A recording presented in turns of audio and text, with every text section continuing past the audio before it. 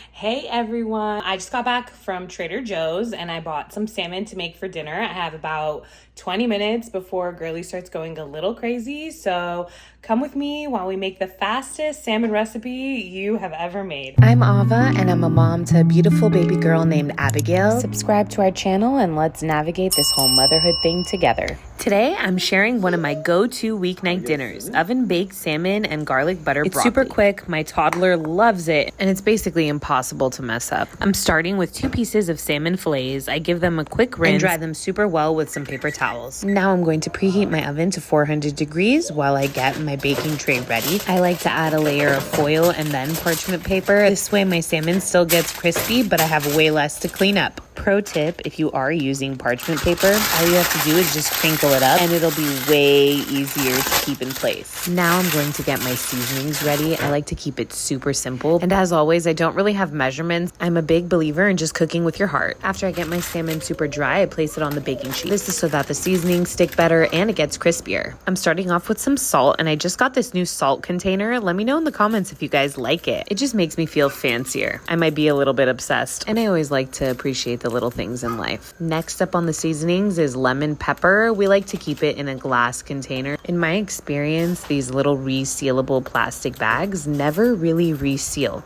Is it just me or do you guys feel the same way? I'd love to know. Now I'm gonna add some garlic powder all over the salmon, and I usually go a little generous with garlic because we love it, but you can add however much or as little as you'd like. Our household's favorite ingredient is up next. We love adding butter to almost everything that we can, but if you don't want to use dairy, go ahead and substitute this with avocado oil or olive oil, but please do not use any seed oils. Also, can we just talk about for a second how we were scammed into thinking butter is bad for us? It's literally a brain food, especially for our kids. So make sure to be giving your babies and toddlers some grass-fed butter anytime you have the chance. All right, and just like that, our salmon is ready to go into the oven.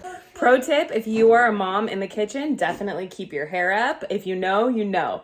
Now that we finished seasoning our salmon, I've put it in the oven for about 20 to 25 minutes, but I'm gonna keep an eye on it just to check. I also like to broil it at the end for like 5 minutes if you like your salmon crispy. I know that I definitely do. Okay, now I'm gonna make some garlic butter broccoli, and I just took out this bag of broccoli straight from the freezer and poured it into our pan. I always keep frozen veggies in the freezer. It just makes my life so much easier. I added a splash of hot water to the frozen broccoli and just gave it a quick mix.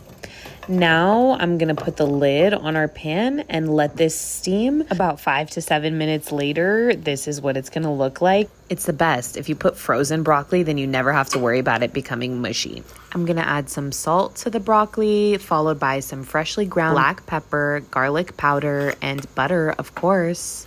It sounds ridiculously simple, but it's so delicious that we finish this side dish every single time we make it. There's barely ever any leftovers, and my daughter loves this broccoli.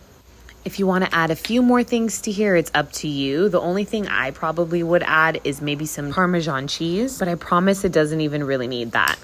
After I'm done adding all of my ingredients, I just give the broccoli a quick mix. I like to add all of the seasonings and then add the butter afterwards. I find that it just mixes better together that way. I'm gonna add about a tablespoon of butter to this. I like to use Kerrygold because it's grass-fed and I can find it at my local Costco on a super great deal. I'm looking forward to making my own butter one day, but I haven't really gotten there yet. Hence the slightly in the slightly crunchy family.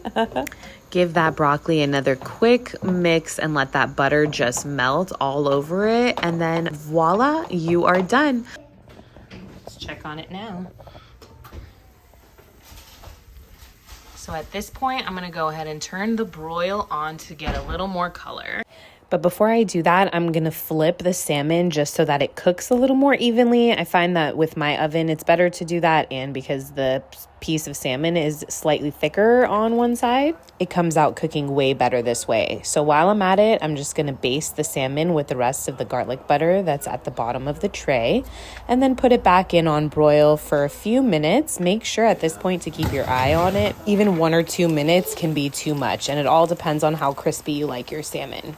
Wow, look at that. This is my version of crispy oven-baked salmon. It's one of those meals that I make at least once a week.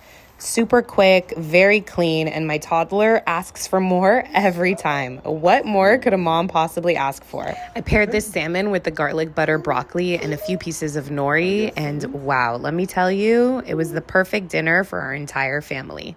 All right, now that the salmon is done, let's give it a taste.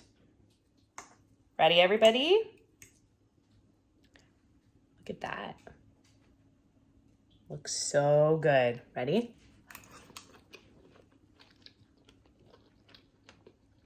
The crunch. That's really good. 10 out of 10. If you're into easy, healthy meals for your family and fun things to do with your little one, don't forget to subscribe to our channel.